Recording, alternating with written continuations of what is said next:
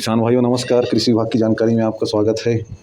आज का विषय बहुत ही गंभीर है कि जब हम खेत में या किसी फसल में जब रासायनिक कीटनाशकों का छिड़काव करते हैं तो हानिकारक कीट जो है पूरी तरह से नहीं मरते, यानी उसके पूरी तरह से सफाया नहीं होता और लगभग 20-25% कीट जो हानिकारक कीट है वो बच जाते हैं, जिससे हमें आशा अनुरूप रिजल्ट नहीं मिलता था। तो इसका क्या कारण है, इसके बारे में मैं आज आपको बताऊंगा।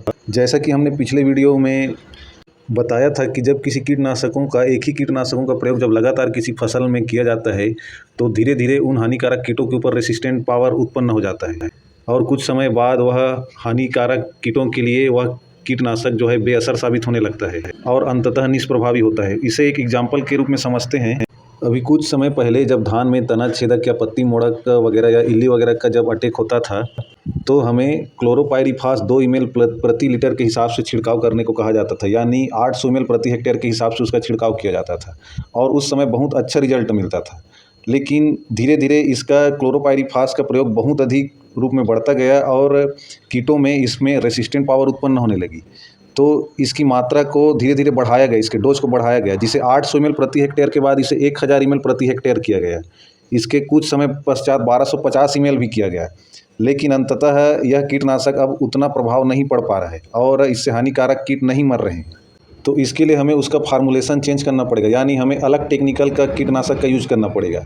तो इसीलिए आजकल मार्केट में नए नए टेक्निकल आ गए हैं, जैसे कि आप तना छेदक पत्ती मोड़क के लिए आप क्लोरेंट्रा नीलीप्रोल का यूज़ कर रहे हैं या थाइमेथॉक्सोम का कर रहे हैं या इमामेक्टिन बेंजोएट या लैम्डासाइहेलोथ्रीन फिप्रोनिल इत्यादि टेक्निकल का यूज किया जा रहा है। तो इस प्रकार से हमें यह ध्यान रखना होगा कि हमें अलग अलग टेक्निकल के दवाई का यूज करते रहना है। अगर हम एक ही प्रकार के दवाई का यूज लगातार करते रहेंगे तो बिल्कुल आप ये मान के चलिए कि कीटों में रेसिस्टेंट पावर उत्पन्न हो जाएगा और बाद में अंततः वह कीटनाशक निष्प्रभावी हो जाएगा। तो यह पहला कारण है जिससे कीटनाशक जो है धीरे धीरे निष्प्रभावी होते जा रहे हैं। और इसके अलावा हमें कुछ कुछ कल्चरल प्रैक्टिस भी अपनाना पड़ेगा, जिसमें फसल चक्र और किस्मों का चयन बहुत ही महत्वपूर्ण है। अब जैसे कि फसल चक्र के बारे में बात करें तो खेत में लगातार एक ही तरह के फसल को उगाने से आप ये मान के चलिए कि कीटों और बीमारियों का प्रकोप बहुत अधिक बढ़ जाएगा। तो हमें फसल को बदल कर इसे बोना चाहिए। जैसे कि हम अगर खरीफ में यानी बरसात में धान की फसल ले रहे हैं तो उसके बाद हमें कोई दलहनी फसल चना वगैरह लगाना बहुत ही उत्तम होता है और इनकी जड़ों में राइजोबियम नामक जीवाणु होता है जो कि नाइट्रोजन स्थिरीकरण में भी सहायक होता है। तो इस प्रकार से वातावरण में नाइट्रोजन की उपलब्धता भी बढ़ता है। तो अगले फसल में फिर धान लेंगे तो ये धान के फसल के लिए बहुत ही अच्छा होगा। तो इस प्रकार हमें फसल चक्र को अपनाना बहुत ही आवश्यक है। इसके अलावा हमें भूमि के अनुसार से किस्मों का चयन करना चाहिए। जैसे उच्चहन भूमि है तो दंतेश्वरी वगैरह वैरायटी लगा सकते हैं जो 100-105 दिन का है। यह गंगई और भूरा माहों के प्रति बहुत अधिक सहनशील है। इसी प्रकार यदि मध्यम भूमि है तो महामाया वगैरह वैरायटी लगा सकते हैं जो कि 100-110 दिन का वैरायटी है, जो कि गंगई और तना छेदक के प्रति सहनशील है।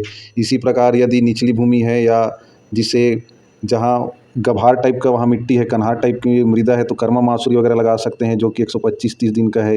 ये भी गंगई और माहों के प्रति सहनशील है।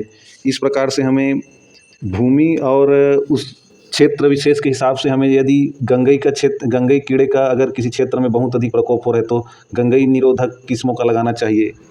इसी प्रकार यदि हम हाइब्रिड वैरायटी का धान लगा रहे हैं तो उसे उस प्रकार से उसे खाद उर्वरक और उसका प्रबंध करना चाहिए। मतलब सर्टिफाइड सीड या देसी धान की अपेक्षा हाइब्रिड धान में अधिक खाद उर्वरक की आवश्यकता पड़ती है और समय समय पर निदाई की उसकी आवश्यकता पड़ती है। और अगली बात आती है कि हमें संतुलित पोषक तत्वों का प्रबंधन भी करना चाहिए। इसके लिए मिट्टी की उर्वरा शक्ति को बनाए रखने के लिए कुछ जैविक कीटनाशक जैसे नीम की खली का उपयोग करना चाहिए। लगभग 150 किलो प्रति हेक्टेयर के हिसाब से नीम की खली का प्रयोग बुआई के समय कर देने से जो ज़मीन में या मिट्टी में रहने वाले कीड़े हैं, जैसे दीमक हो गया या वाइट ग्रब या अन्य लार्वा हो गया, ये सभी कीड़े वहाँ से भग जाते हैं। इसके अलावा यदि बुआई जो है 15 जून तक कंप्लीट कर लिया जाए और रुपाई का कार्य 15 जुलाई तक करने से कीट बीमारी का प्रकोप थोड़ा कम होता है।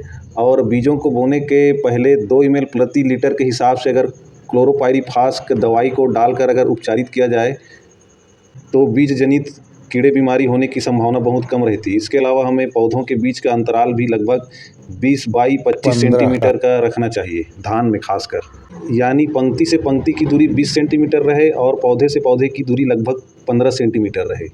और साथ ही साथ प्रत्येक 3 मीटर के पश्चात लगभग 30 सेंटीमीटर का एक निरीक्षण पथ छोड़ देना चाहिए, जो कि दवाई छिड़कने के लिए, आने जाने के लिए और हवादार मतलब हवा का भी उसमें आदान प्रदान पर्याप्त रूप से पौधों को होते रहता है। क्योंकि अत्यधिक सघन बुआई करने से कीड़े और बीमारी बहुत जल्दी फैल जाते हैं और धान में खासकर कंसा का फुटाव भी अपेक्षाकृत कम होने लगता है। इसके अलावा खाद, दवाई और पानी वगैरह देने में भी आपस में पौधों में ही प्रतिस्पर्धा चालू हो जाती है। इसके अलावा धान जैसे फसलों में नत्रजन, स्फूर और पोटास उर्वरकों का जो देने का अनुपात है वो 3:2:1 है। यानी यदि हम 30 किलो नत्रजन देंगे तो 20 किलो हमें स्फूर और 10 किलो हमें पोटास देना पड़ेगा। यहाँ एक बात ध्यान देने योग्य है, जैसे कि यूरिया है तो यूरिया में 46% नाइट्रोजन होता है। तो यदि किसी खेत में हम एक बोरी जो कि 50 किलो का है, अगर एक बोरी यूरिया दे रहे हैं तो उसे 46% यूरिया है, यानी 50 किलो में 23% ही उसे नाइट्रोजन मिल पाएगा। तो इस प्रकार हमें खाद और उर्वरक को भी संतुलित मात्रा में देना चाहिए। इसके अलावा एसएसपी में 16% फास्फोरस होता है। इसके अलावा उसमें सल्फर और कैल्शियम भी होता है और म्यूरेट ऑफ पोटास में 60% पोटास होता है। इसके अलावा यूरिया को यानी नत्रजन उर्वरकों को 3 बार करके देना चाहिए, एक ही बार में खेत में नहीं देना चाहिए। एक ही बार में यदि दे दिया जाएगा तो पौधे उसका बहुत ही कम मात्रा को अवशोषित कर पाएंगे और बाकी नाइट्रोजन जो है लीचिंग हो जाएगा, यानी वो या तो वायु के माध्यम से, वो सूर्य प्रकाश के माध्यम से उड़ जाएगा या वो पानी के माध्यम से वो ज़मीन के नीचे चला जाएगा और पौधों को नहीं मिल पाएगा।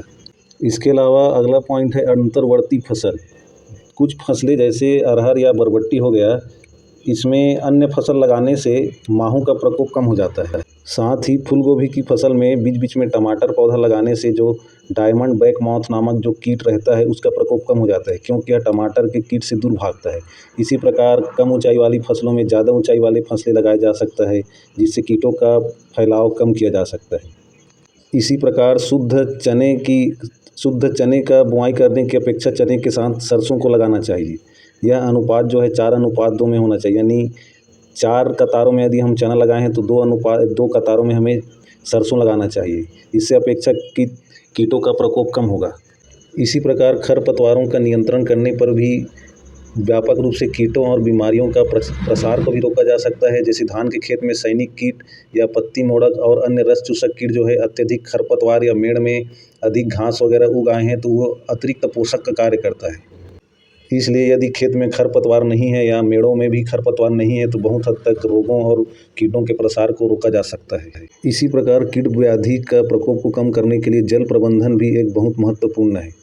धान में अक्सर देखा गया है कि खेत में यदि पानी भरे रहता है तो वहाँ हॉपर या रस चूसक कीटों का आक्रमण तेज़ी से होता है और यदि इन कीटों का आक्रमण अधिक हो गया है तो हमें खेत से 4-5 दिनों के लिए पानी को निकाल देना चाहिए, इससे उसकी वृद्धि रुक जाती है। इसी प्रकार यदि खेत में वाइट ग्रब यानी सफ़ेद ग्रब और दीमक वगैरह का प्रकोप हो रहा है तो हमें तत्काल सिंचाई कर देनी चाहिए।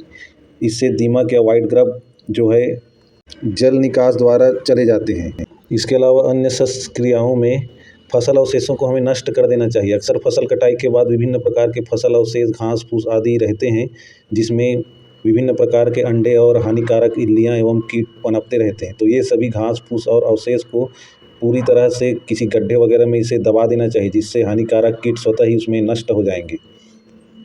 इसी प्रकार ग्रीष्मकालीन जुताई करने से यदि मिट्टी पलटने वाले हल से अगर खेत का जुताई किया गया है तो कई हानिकारक कीटों से हमें छुटकारा मिल सकता है, जिसमें अंडे, इल्ली और प्यूपा वगैरह स्वतः ही नष्ट हो जाते हैं और मिट्टी में दब जाते हैं और कुछ जो है मिट्टी से बाहर निकल आते हैं, जिसे चिड़िया या अन्य शिकारी पक्षियों द्वारा उसका भक्षण कर लिया जाता है।